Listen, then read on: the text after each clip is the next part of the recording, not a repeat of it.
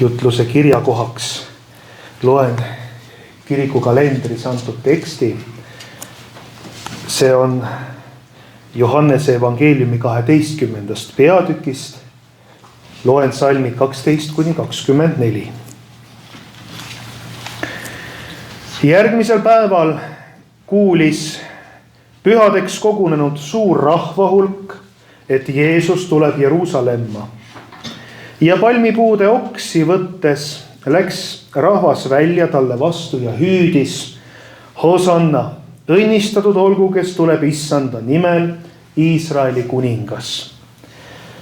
Aga Jeesus leidis eeslisälu ning istus selle selga, nõnda nagu on kirjutatud: ära karda, Sioni tütar, ennäe, su kuningas tuleb eeslisälu seljas istudes.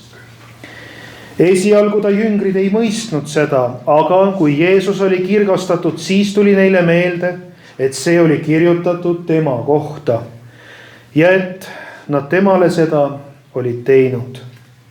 Siis andis Jeesusest tunnistust rahvahulk, kes oli tema juures, kui ta Laatsaruse hauast välja hüüdis ja tema surnuist üles äratas. Just seepärast rahvahulk tuligi talle vastu, et ta kuulis teda olevat teinud selle tunnustähe. Variserid ütlesid nüüd üksteisele: eks te näe, et ei saavuta midagi. Vaata, kogu maailm jookseb tema järele. Aga nende seas, kes olid pühadeks üles tulnud Jumalat kummardama, olid mõned kreeklased. Need tulid Filippuse juurde, kes oli pärit Galilea Betsaidast, ja palusid teda: Isand, me tahame Jeesust näha. Filippus tuli ja ütles seda Andreasele. Andreas ja Filippus tulid ja ütlesid seda Jeesusele. Aga Jeesus ütles neile: tund on tulnud, et inimese poeg kirgastataks. Tõesti, tõesti, ma ütlen teile, kui nisuiva ei lange maasse ega sure, siis see jääb üksi. Aga kui see sureb, siis see kannab palju vilja. Aamen. Istuge palun.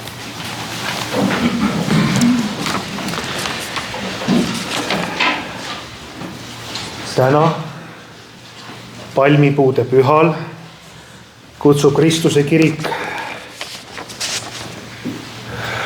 koos Jeesusega erilisele teekonnale. See on meie kõigi tee järgneda Kristusele. Meil ei ole antud sama tee käia, aga meil on antud järgneda temale.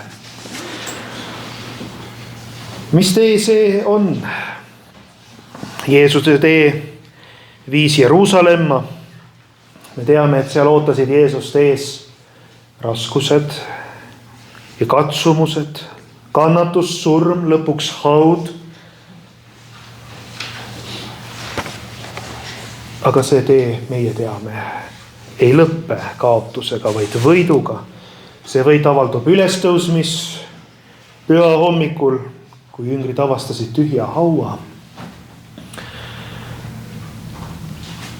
Jeesus, kes on kuningate kuningas, valis alandustee, et meid päästa. Meile tuua pääste. See oli Jumala plaan selliselt. Rahvas ei taibanud seda. Siis kui Jeesus tuli, seesama olukord, kui Jeesus saabub Jeruusalemma, teda tervitab rahvas. Evangeeliumist kuuleme, kuidas rahvas tervitas Jeesust Jeruusalemma, sisenedes palmiokstega, rõõmsalt hüüdes: Hosanna, õnnistatud olgu, kes tuleb Issanda nimel. Nad ei teadnud veel, missugust ülesannet tegelikult Jeesus tuli täitma. Nad ei taibanud seda seal. Palmioksad olid nende jaoks võidu ja lootuse sümboliks. Need olid omad ootused Jeesuse suhtes. Tänapäeval oleme meie need, kes me toome nüüd pajuurvat tuppa, tähistame sellega samamoodi võidulootust, mis toonagi inimestel südames oli. Ometi toimus vaid mõne päeva pärast seal midagi täiesti vastupidist. Need samad inimesed, kes rõõmustasid Jeesust vastu võttes, hüüdsid peagi vihaselt lööda risti. Lööda risti. Miks nii? Me näeme, missugune vastuolu siin on. Selline vastuolu näitab meile, kui muutlik ja ebakindel on tegelikult inimene oma loomuses. Küllap oma eluski oleme kogenud sellist ebakindlust või see, kui meie süda on kas kahtlev,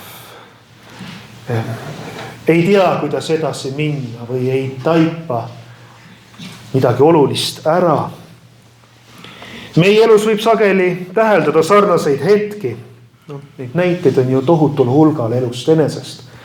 Üks näide, kord küsis vaimulikult üks naine nõu öeldes, et ma vihkan oma meest, mida ma peaksin tegema. Ja kui temalt küsiti, kas ta on abielus ju vabatahtlikult, siis tunnistas lõpuks, tegelikult ma ikka armastan oma meest ka ja selline vastandlik olukord. Vihkamine, armastus. Teinekord ühel ajal, siis läbisegi, siis üks ja kord teine. Sellised vastandlikud emotsioonid võivad meid tõesti hämmastada, kuid need on ühtaegu nii inimlikud. Arvan, et sellised südamekeerised on meile tuttavad võib-olla mõnest muust olukorrast. Aga see, et inimesed elavad sageli emotsioonide ajal, mis ühel päeval on ühed, teisel päeval on teised. Eks muidugi inimene kipub õigustama ennast, sest inimene selles tunnete keerises, igapäeva elu virvarris sageli ei otsi tõde või Jumala tahet, vaid tahetakse saada kinnitust omaenda muutlikele tunnetele ja soovidele. Otsitakse ka Jumala sõnast teinekord kinnitusi oma mõtetele. Aga kas me oskame vastu võtta seda, mida Jumal pakub? Kas võtame Jumala sõna vastu sellisena, nagu see on, soolase ja kindlana, ilma et seda enda jaoks kuidagi mugavaks teeme, kohandame? Miks ei suuna meie elu midagi kindlat, vaid oleme väga tihti väntsutatud pelgalt oma tunnetest, oma emotsioonidest. Ja meie käitumine võib selliselt muutuda tõesti kaootiliseks. Paljud inimesed oma elus tegutsevadki kaootiliselt. Kord ühes suunas, kord teises suunas. Ta ei tea, mida otsida, kuhu poole liikuda. Me reageerime pidevalt maailma impulssidele.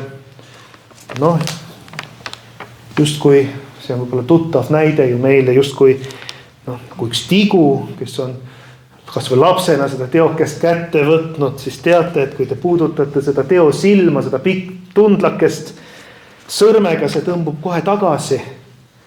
Hetk hiljem tigu rahuneb, sirutab taas oma tundla välja. Pärast on jälle kõik kaoses, ta peab oma teokoja sisse tõmbuma ruttu, pärast tuleb jälle sealt välja. Või ega looduses on veel näiteid, näiteks meritähed, kes sageli tõmbuvad kokku, kui neid puudutada või häirida, ning sirutuvad hiljem aeglaselt välja, kui oht on möödunud ja nad on rahunenud. Tihti inimene ka tegutseb oma elus selliselt välise ärrituse oma emotsioonide ajal. Ja täna me küsime, kas me oleme õppinud oma elus hoidma midagi püsivat, midagi, millele kindlalt toetada, ükskõik missugune emotsioon meil parasjagu on elus, on raskemaid aegu, on häid aegu. Kas meil on midagi püsivat, kas me juhindume täiusliku, armastava Jumala tahtest, kõige väelise Jumala tahtest. Kas me juhindume sellest, mida ta oma sõnas on avaldanud, kui tea palju me tunneme Jumala sõna. Mis see on, mis muudab meid teinekord nii irratsionaalseteks? Koguduse inimestena me teame seda põhjust. See on patt, lausolek Jumalast. See kahjustab inimese mõistust, aga tegelikult ka tema emotsionaalsust. Patt sunnib meid tegema asju, mida me teinekord ei tahaks teha. Näiteks on palju lapsi, kes alustavad suitsetamist väga varakult. Mäletan, Elvas märkasin poisikesi 10-11 aastased tõmbavad suitsu. Ja kui tegelikult hiljem inimeselt küsida, et aga miks sa seda tegid, ega tegelikult selgelt vastust ei osatagi anda. Kas oli see seltskond, kas oli popp kuidagi sel hetkel, midagi taheti tõestada, näidata, mis iganes see oli. Esimene sigaret oli vastik, ometi nad sundisid ennast nagu edasi jätkama seda. Veipimise ehk e-sigareti suitsetamisega alustamine on veelgi lihtsam, meeldivam praegusel ajal. Vaat tuleb lihtsalt inimese ellu. Ja nii ta tuleb. Ja just selle orjuse patu nähtava mõju eest tuli Kristus meid vabastama. Aga see on üks näide, on olemas ju palju ohtlikumaid patte, mis kahjustavad meid veelgi enam. On uhkust, on silmakirjalikkust. Üks teismeline ütles kord uhkelt, et ta ei räägi enam oma emaga. Keeldib oma emaga rääkimast. Kujutage ette, et ema, sa ei ole mulle keegi enam, ma ei taha sinuga rääkida. Ja ometi ema oli hoolitsenud tema eest, ostis talle riideid, ostis talle toitu, muretses tema pärast, olid tema eest igati hoolitsenud. Kujutagem ette olukorda, kui juhtuks nii, et ema sellelt teismeliselt kõik need hüved korraga ära võtab. Siis võib-olla mõistaks see noor, mida ema talle tegelikult tähendab, kui palju ema annab ja mitte ainult neid hüvesid, vaid näiteks kui ema palvetab oma lapse eest. Kui ema hoolib oma lapsest, hoolib tema tulevikust, käekäigust. Kahjuks teeb uhkus meid pimedaks. Silmakirjalikkus lõhub meie suhteid. On kurb, kui näiteks noor inimene ütleb oma emale, et emme, ma armastan sind, aga ütleb seda ainult selleks, et saada hilistel tundidel luba sõpradega aega veeta. Ja võib-olla ei puutu ise teinekord alati kokku nende olukordadega. Ma mäletan siin kaplanina politseipatrullis öösiti väljas olles on küll olukordi. Teismelised, alaealised, väga noored tüdrukud, keset tööd, mingite kampade keskel, ei tea, kus seiklevad, mida teevad. Ohtlikus olukorras, ise nad ei taipa seda, väga kurb olukord. Need on olukorrad, kus suhted vanemate laste vahel on keerulised. Aga kui nüüd vanem hoolib lapsest, võib-olla seal oli keeruline olukord, vanem ei pööranud näiteks oma lapsele tähelepanu, aga kui pööratakse tähelepanu, kui on hoolivus, ega neidki olukordi on palju, kus teismelised lähevad mingisugusele oma teekonnale ja tegelikult ema nõuandeid ei kuulata, ei soovita, kuigi just need nõuanded võiksid hoida ära tuleviku raskustest. Kui palju üldse praegusel ajal noored saavad osa vanemate usust? Võib-olla peaksime küsima, kui tugev üldse on vanemate usk, mida noortele edasi anda. Missugused on need järeltulevad põlved, kui tugevasti nad on juurdunud Jumalas? Kas nad võtavad Jumalalt saadud tarkust ellu kaasa? Või meil ongi nüüd väga palju põlvkondi üles kasvanud, kes ei tea Jumalast midagi, ei tea usust midagi, ei tea, et tarkust aldab Jumala tundmisest, Jumala kartusest. Vanad tõed, mis meie rahval olid väga selged, olid ajad. Lahusolek Jumalast vohab maailmas, aga just sellepärast tuli Kristus meie juurde, et õpetada meid õigesti elama. Ta ei sisenenud Jeruusalemma uhke sõjamehena hobuse seljas, vaid alandlikult eesli seljas, täites sellega Vanas testamendis antud prohveti kuulutuse, aga mida inimesed temalt seal ootasid, hüüdsid Hosanna kõrges. Inimesed ootasid temalt maist kuningriiki, maiseid hüvesid. Jeesus tuli pakkuma midagi enamat. Ta tuli pakkuma taevast kuningriiki. Ja kahjuks inimesed pöördusid temast ära. Nende ootused olid seotud maise heaoluga. tänane lugu Jeesuse sisenemisest Jeruusalemma kutsub meid üles mõtlema, mida meie täna ootame. Mille nimel me elame, mida me Jeesuselt ootame. Kas me tunneme üldse Jeesust?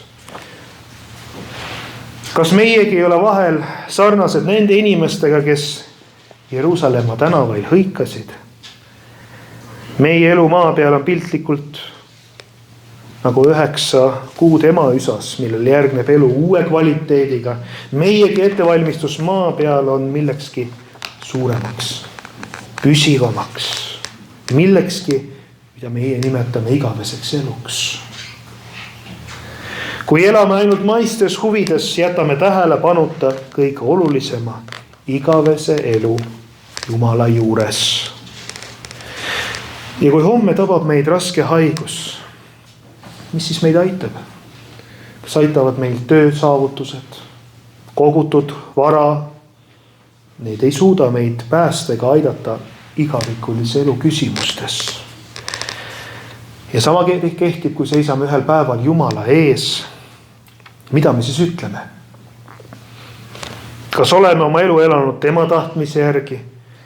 Ja oleme olnud liiga uhked tunnistamaks oma sõltuvust Jumalast. Oleme püüdnud säilitada enda arvates täieliku iseseisvuse. Mõte teades, et me oleme Jumala loodud. Jumala juurde kord läheme igavikku. Jumala päästeplaanist, Jeesuse vastuvõtmisest või mitte vastuvõtmisest sõltub meie igavik. Need on elu kõige tähtsamad küsimused. Kristus tuli Jeruusalemma, et anda meile võimalus teha õige valik. Ja tõepoolest ristiusk on üks valiku küsimus ka. See ei ole emotsioonide, mingi tunde küsimus, see on valiku küsimus. Mida ma oma eluga peale hakkan? Olen ma valmis igavikku minema igal hetkel? Või olen ma mingid küsimused jätnud lahendamata või pannud kõrvale oma elus ja mõtlen, et võib-olla hiljem tegelen nendega. Jeesus tuli lihtsalt inimeste juurde, kellel oli lapsepõlvest õpetatud, et nad ootaksid päästet. Seal oli palju neid, kellel oli õpetatud seda, nad teadsid, et peaks tulema kord üks võitu, salvitu. Paljud tundsid ta ära, aga nende ootused ikkagi olid ekslikud. Nad lootsid maisele lahendusele, nad ei suutnud mõista, et Jumala plaan oli kõrgem. Ja tänaselgi päeval me oleme valiku ees, kas järgime Kristust, kas valime taevase kuningriigi või elame pigem oma maistes rõõmudes, oma maiste eesmärkidega esmalt. Palmipuude püha tähistab uue võimaluse ja uue tee algust. Et Kristuse tee võiks olla meie tee. Me järgneksime temale nendes olukordades, mida Jumal meile annab meie elus. Aga et me läheksime seda kitsast teed mööda. Teed mööda, mis viib meid koos Kristusega tõelise võiduni. See on põhiline sõnum. Jeesuse nimes on tõeline elu ja igavene lootus. Kas see päev olla siis meile meelde tuletuseks, et meie elu ja valikud mõjutavad mitte ainult seda, mis toimub siin ja praegu, vaid ka seda, mis ootab meid ees igavikus. Jumala sõna annab meile märku, et valiksime targalt, astugem julgelt koos Kristusega alanduse ja armastuse teele. Aamen.